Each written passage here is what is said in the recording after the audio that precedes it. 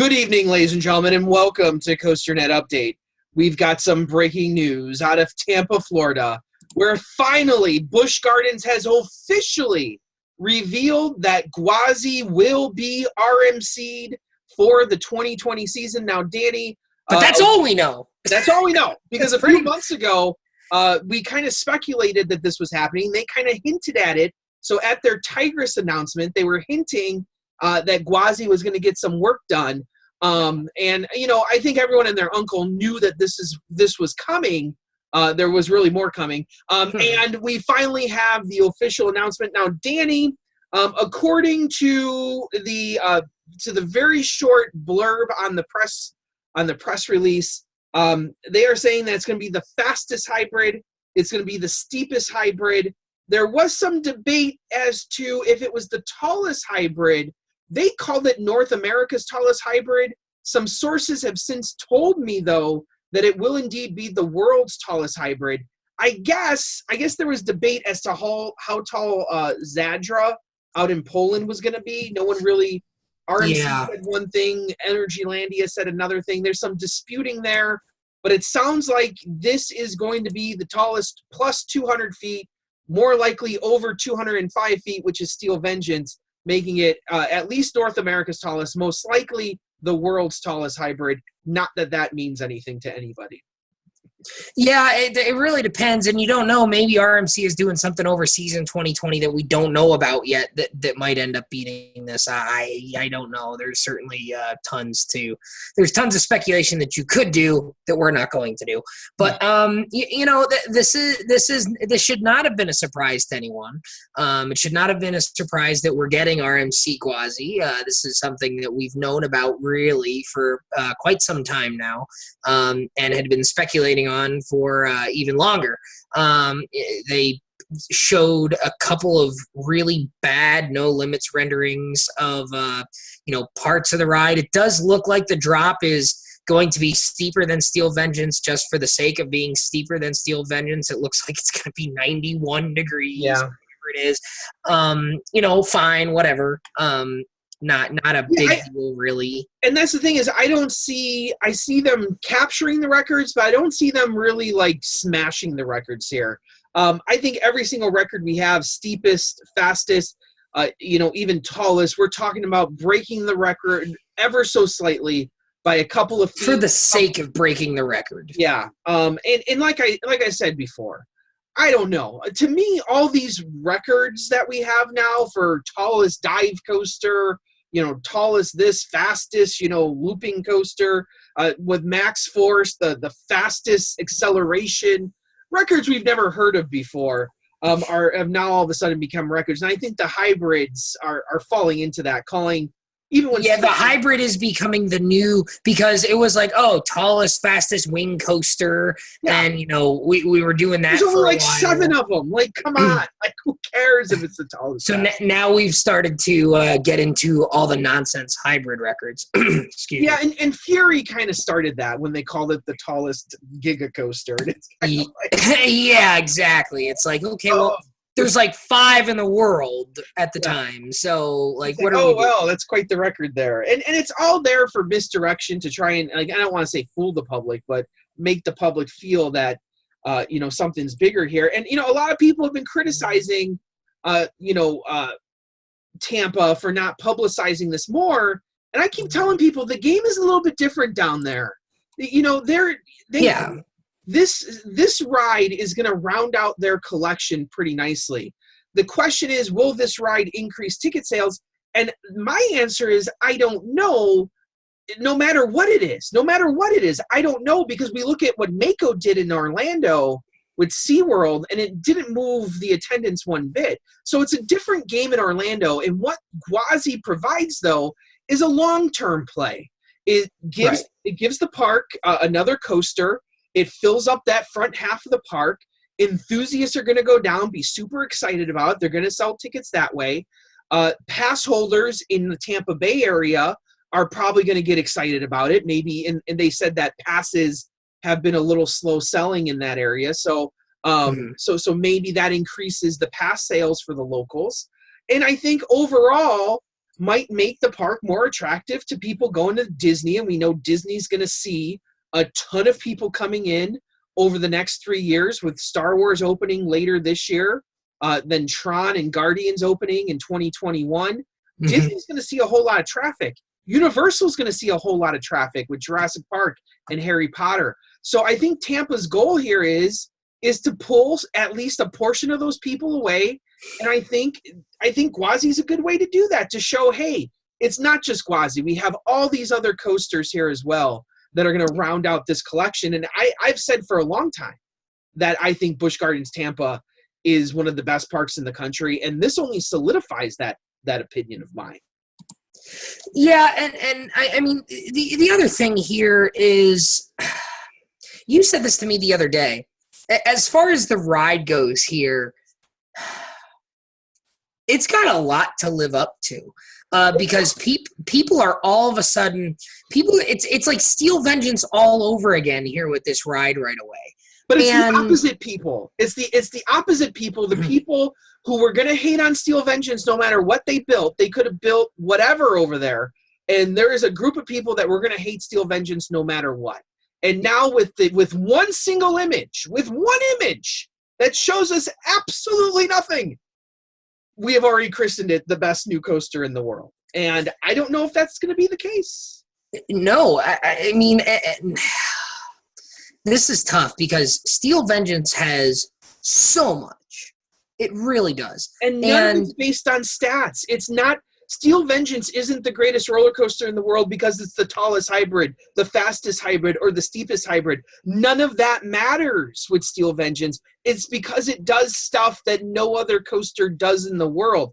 Now, Gwazi could very well have those same elements. I am not for one saying that Gwazi is not going to be the best roller coaster in the world.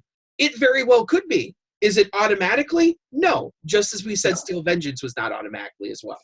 Right, and you and I said that from day one. We said, let's at least wait until we get a layout.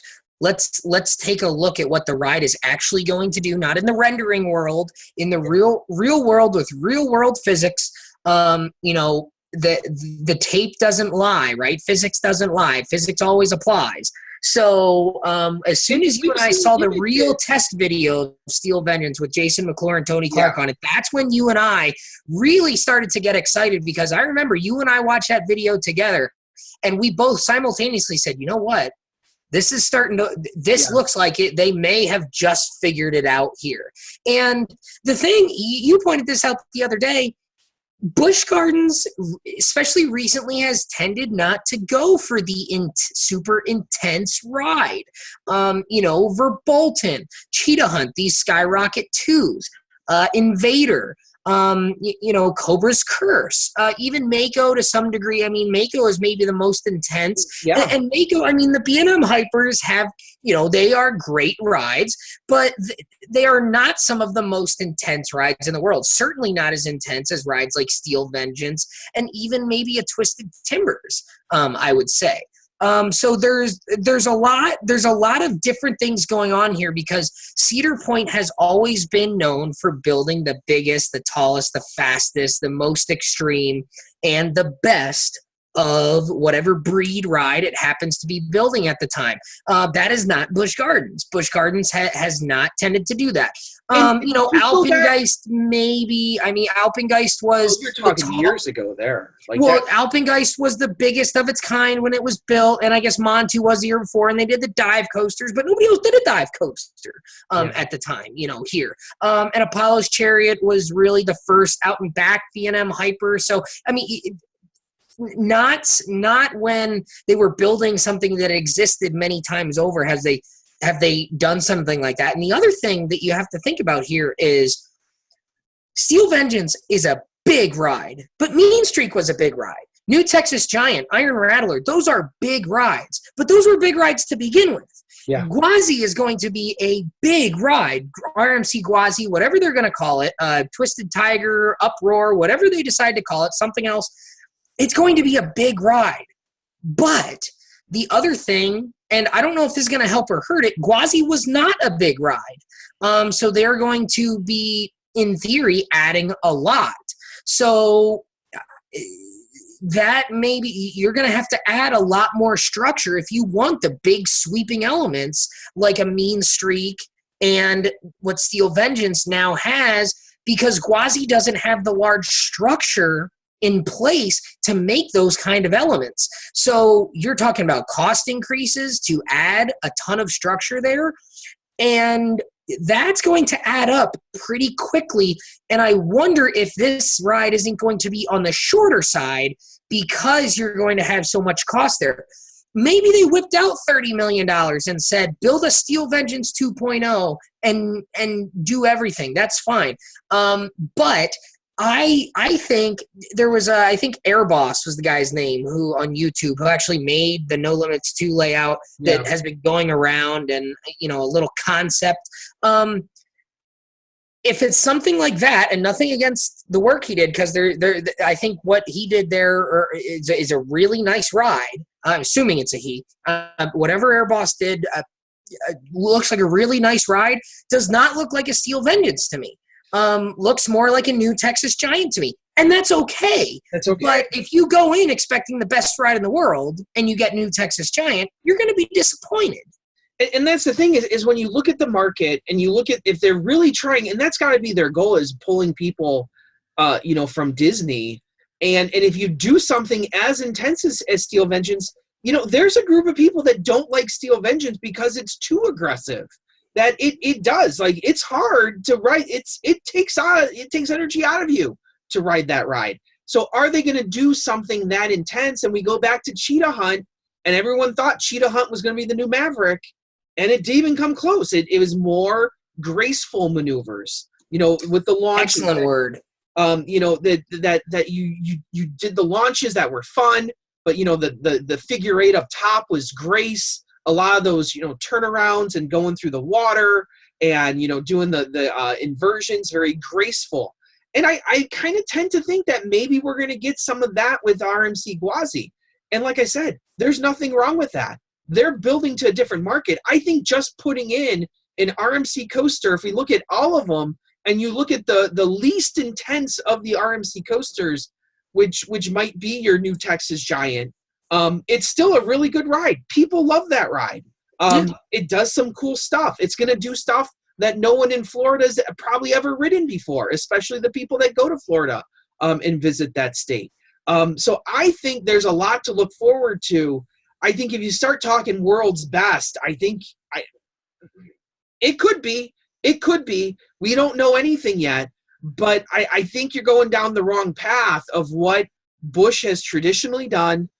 They do intense stuff. Kumba's really intense. Montu's really intense. So I'm not saying they don't do really intense, but when you talk Steel Vengeance, that's really aggressive. And that would be a completely different realm for Busch Gardens, which if they want to enter into, I'm perfectly fine with. I raise my hand. I'm A-okay with that if that's what they want to do. Yeah. I don't know if that's going to sell tickets for them, but if that's, they'll sell one ticket right to Mr. Robarchuk here. They'll have one ticket at least. Well, it's so tough here because it really is tough. I'm worried about the cost that is going to be there with this ride that has not been there with other RMCs because of the size change. And I think you've got to make up for that somewhere. And I think it's going to be made up for in the length. And I just worry that this ride might be a little bit on the short side for how large it is. But that may not be a bad thing because maybe you don't have the opportunity to lose its speed. So I think there's because you're talking. So let's go over real numbers here.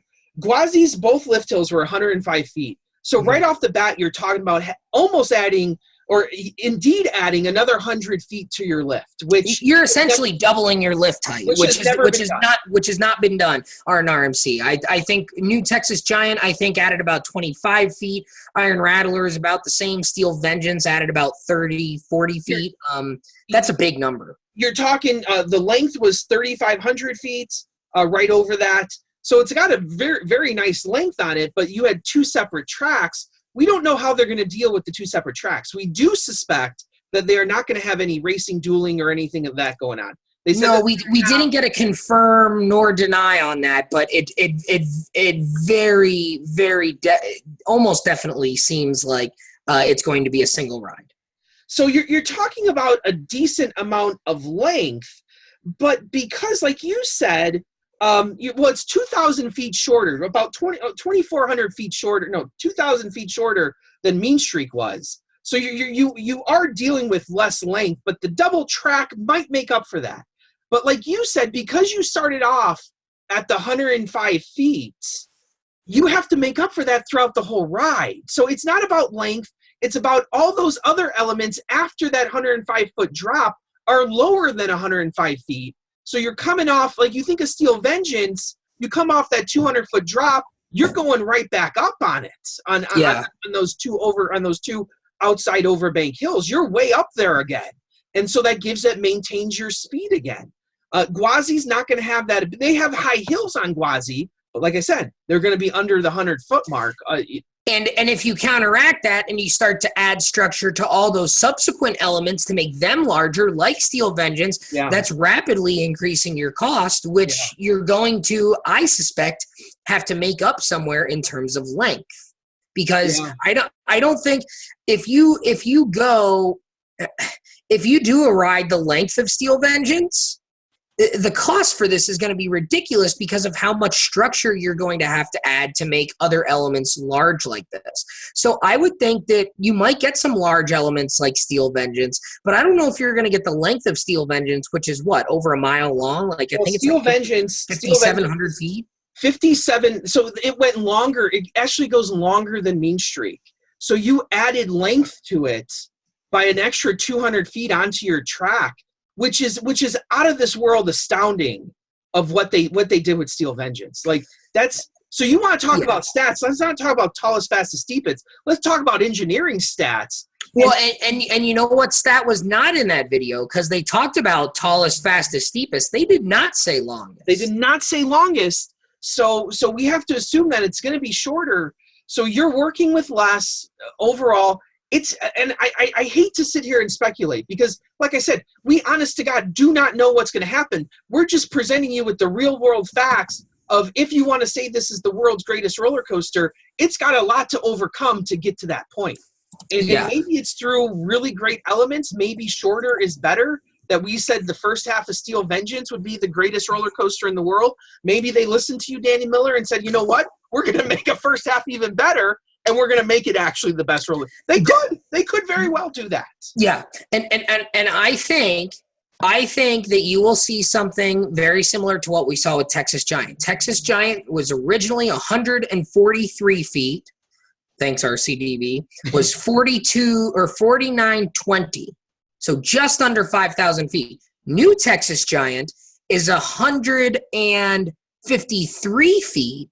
So they added. You know, what is that? They added, hold on, I got to click the back button. Hold on. So New Texas Giant was 153 and the original Texas Giant was 143 in height. So it was 10 feet higher, but the length was originally 49.20 and New Texas Giant is 4,200. So 720 feet shorter. So I think we're going to see something. I think that the RMC Gwazi, you will see, because you've always said if Texas Giant was another 30, 40 feet higher, you would really have something because it wouldn't lose its speed at the end. Yeah. So I think you might see something in terms of New Texas Giant with a higher lift hill. I think you might see something in the 4,000 to 4,500 foot length range, and you'll see this height similar to Steel Vengeance around the 200 foot mark. And New Texas Giant at the beginning was $10 million. So to add that, and they didn't add a whole lot of height to that. So to add the height, to make it a little bit longer, and the fact that, these rides cost more now, I think, $20 million maybe to give Gwazi some extra height, make it 4,000 to 4,500 feet. I think that's what you're going to be looking at here. You're probably going to be looking at maybe 3 inversions. I'd be surprised if they go for the record with 5 or more, because they would have stated that in the video. They would have probably said that, yeah. So I think you're probably looking at 210 feet or so. You're probably looking about 4,500 feet in length, 3 inversions. and hopefully lots of airtime and some big sweeping airtime elements like we see on Steel Vengeance. And then maybe towards the end, you see some of the smaller type elements that you see on like a Wicked Cyclone or a Twisted Timbers or a Joker. And well, I'm glad you brought up Joker, because like with Joker is for me, it's the only other GCI that we have that's been, RMC'd, correct? Yes. So, and I was not a huge fan of what they did with Joker. I thought it was a middle, like you said too, it's a middle of the pack RMC. I didn't think there was like all this stuff that was overly like impressive about it. And that also kind of worries me, because Gwazi, yes, it's a different ride. Yes, there's different elements, but GCI elements all tend to be of a certain way. And if RMC keeps them that way, I think it's going to lead to maybe some elements that are just there to do, which are cool. I think Joker was a fine ride. I think it's a great addition to Six Flags Discovery Kingdom. It's a nice ride that you can go ride, but is it the best ride in the world? No. And that's our discussion here. People, not us, but people have said that it's going to be the best ride in the world. Right. That's the first thing people said. And I think there's a lot of question marks of whether or not that's an actual logical thing to say at this point. It's obviously not logical because we've only had one image, but looking Right. at stats, looking at what is possible with this, is it going to be better than Steel Vengeance? I don't think Busch Gardens wants it to be. I think they just want a headliner. They want a really solid roller coaster at the front of the park. I think they're going to get that in RMC Gwazi, and that's what's exciting about it, because I love that park to begin with, and I'll tell you what, I'm going to go there almost every year, because that park for me is a complete package down there, especially with their haunt season. They do some great stuff. I love that park. I love it far more than any other SeaWorld or Busch Park. It's my second favorite park in the world, Cedar Point, Busch Gardens, Tampa. So me personally, I'm super stoked about all this, because RMC Gwazi is going to be a big deal for at least me. I don't know if it's going to be the best ride in the world. It may not be the best ride in the world, but I mean, Montu and Kumba both sit in my top 20. So if it's the best ride in that park, that's still pretty damn good. And that's going to put it, in the upper half of the RMCs for sure. And if you're in that discussion with a Twisted Timbers, Iron Rattler, Wicked Cyclone, I'm okay with that. That's cool. That's wonderful. That is going to be a wonderful ride for us to ride down at Busch Gardens, Tampa. And they're finally going to have a ride that's going to be hopefully dedicated to some airtime. I mean, it's the one thing they don't really have down there. Kumba, Montu, even Shikra to some extent are very focused on, inversions and some intensity. The positive G-forces, especially with Kumba and Montu. You get the float on Shikra on the drops. Cheetah Hunt is more about, going through a particular space and the maneuvers that fit the theme. Cobra's Curse is more of a family-themed ride.